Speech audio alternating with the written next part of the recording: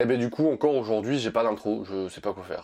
Bien bonsoir jeunes viewers, bienvenue dans cette nouvelle vidéo. Aujourd'hui, enfin, nouvel épisode de tome 1. Ça faisait très longtemps que j'en avais pas fait, par manque de temps, tout ça, machin, mais aujourd'hui, enfin, c'est un nouvel épisode de tome 1. Ça fait plaisir. Sans plus tarder, on commence cette vidéo avec le tome 1 de Dead Demon Destruction. Oui, je sais, je vous l'ai bien dit.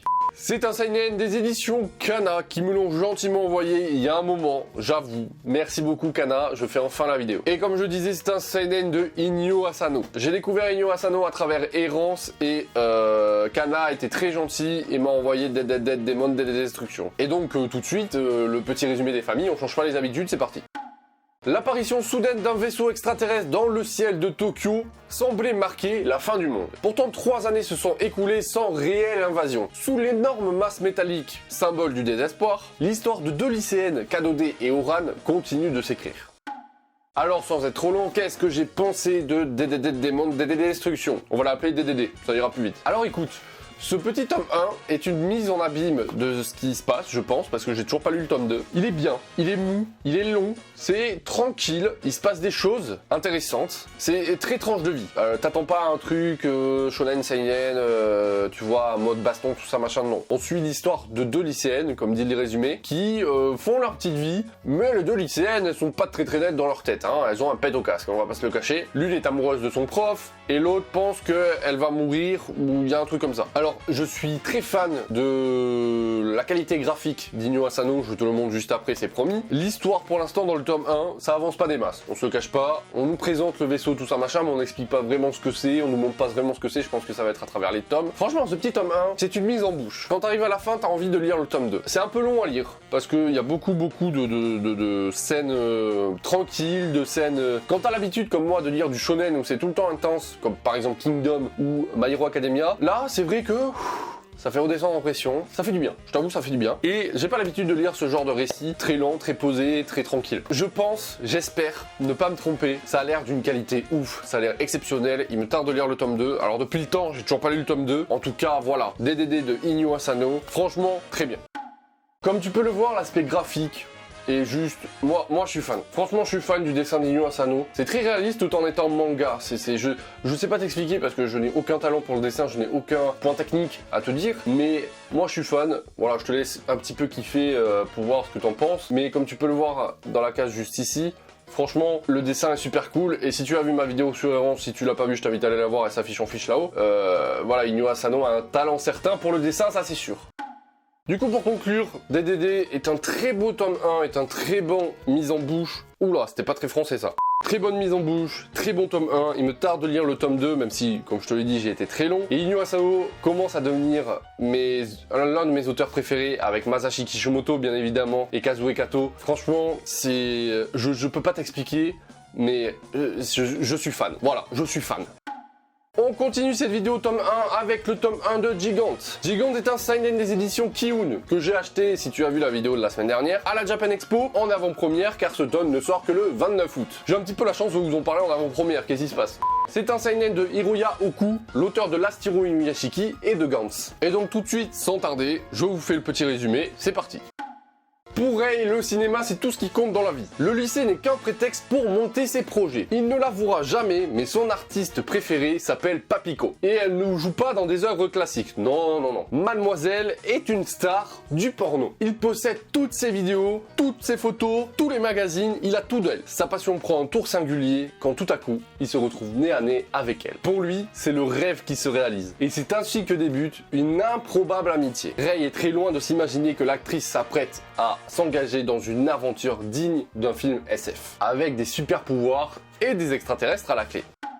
Bien, qu'est-ce que j'ai pensé de ce tome 1 de Gigant? Alors, comme tu l'as compris, ça parle d'un sujet qui est pas très abordé normalement. Hein. Voilà, on suit un jeune lycéen qui est fan d'une actrice porno, comme tu l'as compris. L'actrice porno qui a de très forts arguments, si tu vois ce que je veux dire.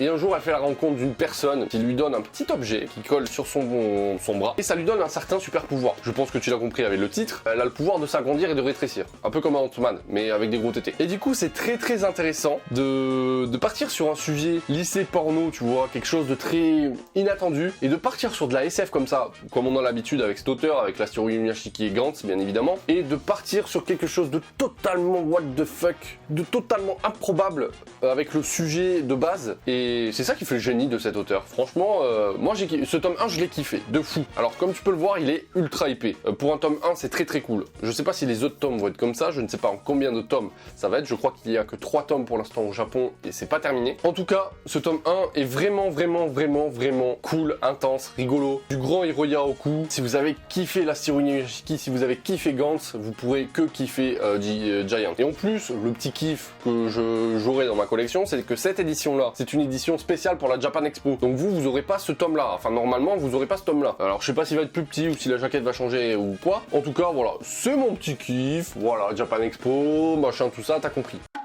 Bien au point de vue du dessin, je pense que bon, tu connais à force l'Astero Inuyashiki Gantz, hein, t'as vu, c'est le même dessin, c'est la même qualité. Franchement, ce mangaka là, il a un talent aussi certain pour le dessin qui est vachement cool. Il est très réaliste lui aussi, et c'est surtout au niveau des découpages des cases qui fait le taf, parce qu'il peut te montrer une action qui dure normalement 2 secondes en genre 2 pages, et franchement c'est trop cool. C'est très cinématographique comme découpage je trouve, à certains moments. Après il y en a, ça fait très manga, hein, on va pas se le cacher, et par moments ça fait très cinématographique et je suis fan.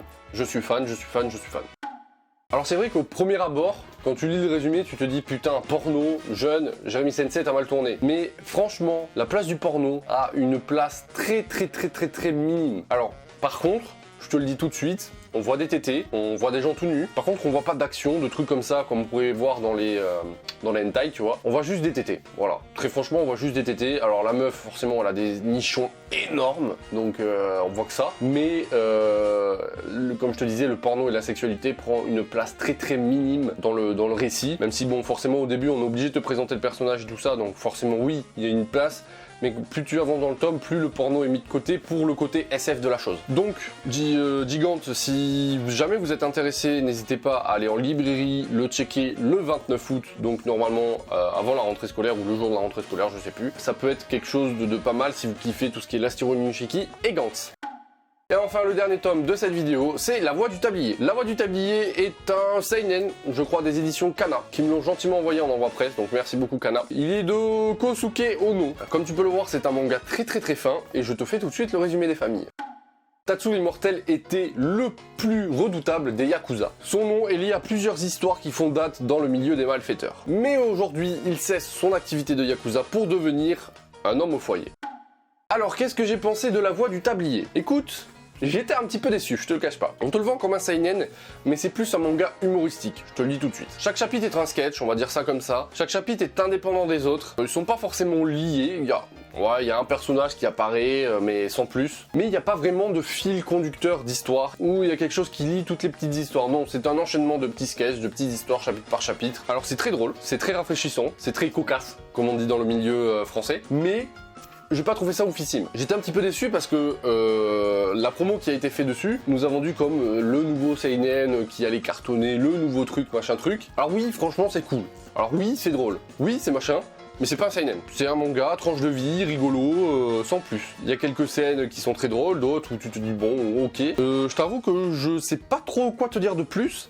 Je sais pas s'il est encore en vente ou pas, je vérifie ça tout de suite. Moments later. Alors il est dispo en librairie depuis le 5 juillet je crois, il est à 5,95€ au prix de découverte. Je t'invite à aller checker ça dans tes librairies favoris pour voir si tu peux kiffer ou pas ce tome. Moi j'ai bien aimé, c'est pas qu'il est nul hein. J'ai bien aimé mais j'étais déçu parce qu'on m'a annoncé un truc un peu plus ouf, alors qu'au final c'est un truc un peu plus humoristique, sketch. Je pensais que ça allait être quelque chose, tu vois, Yakuza qui allait être homme au foyer, il y aurait des trucs drôles, mais qu'il aurait dû redevenir Yakuza à un moment donné, tu vois, un truc comme ça qui aurait pu être cool, tu vois, genre des gens qui veulent le tuer, mais il est homme au foyer, mais il arrive quand même à se défendre, tu vois, un truc dans ce style. Là, c'est plus des sketchs indépendants, chapitre par chapitre. Alors c'est drôle, c'est cocasse, comme je disais tout à l'heure, mais voilà, sans plus.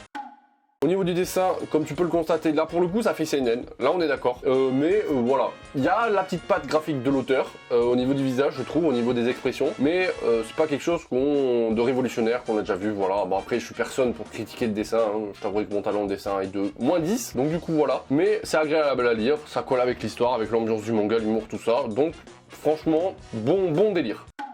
Voilà mes amis, c'était mes lectures manga, j'espère qu'elles vous auront fait kiffer. Si jamais vous avez lu ces tomes, n'hésitez pas à me dire dans les commentaires ce que vous en avez pensé. N'hésitez pas aussi à mettre le petit pouce bleu, ça fait plaisir. N'hésitez pas à vous abonner, à activer la cloche si c'est toujours pas fait les gars. N'hésitez pas aussi à aller dans la description, il y a mon Instagram, mon Twitter, mon YouTube si jamais vous voulez m'aider financièrement. Et puis moi je vous dis à très bientôt pour de prochaines vidéos. C'était Jérémy Sensei, chargeur d'ordinateur portable.